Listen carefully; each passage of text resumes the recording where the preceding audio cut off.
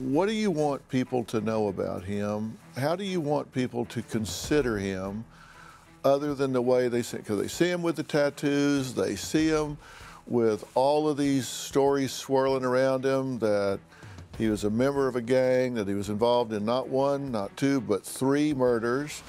2 he's been found not guilty of. Now, a 3rd one he's been found not guilty of because of this abatement rule in the Commonwealth of Massachusetts. What do you want those people to know about him? Well, I think everyone's entitled to their opinion. Let's get that out of the way. But Aaron, I want him, one, to be known as innocent, because he was. And he was full of life. So sweet, very lovable, would do anything for anyone. And I know there's many people out there, but he just had something about him that regardless of who he met, what room he walked into, he can make everyone laugh. He's just to me, a great guy, the love of my life, the father of my child. I just want him to be known for what he is instead of what people are speculating him out to be from what they see on TV. They want to make him out to be this monster, and he's not.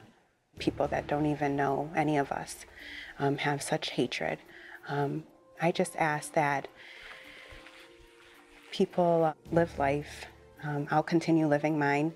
I'll do the best that I can being a mother, a single mother at that, and raise a great child to instill that in her children or to help somebody else out. I think this whole situation has been nothing but tragic all the way around. I just think that it's time for Aaron to be free. I think this is the perfect opportunity to move on with life and progress in a great direction.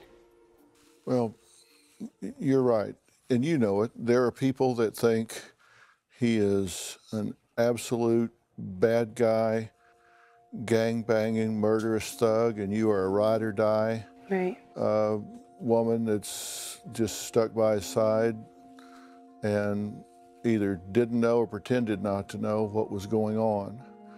And I think you have told in a very articulate way how you see this from a different standpoint. And I don't hear you saying he was perfect. No. I hear you saying he had some friends you could do without, and he didn't make perfect choices. Of course. But I think you have, at least to the critics, an absolute minimum, described the rest of Aaron Hernandez. Even if people choose to focus on the bad side, you've said, here's the rest of Aaron Hernandez, even if you believe the worst. Right.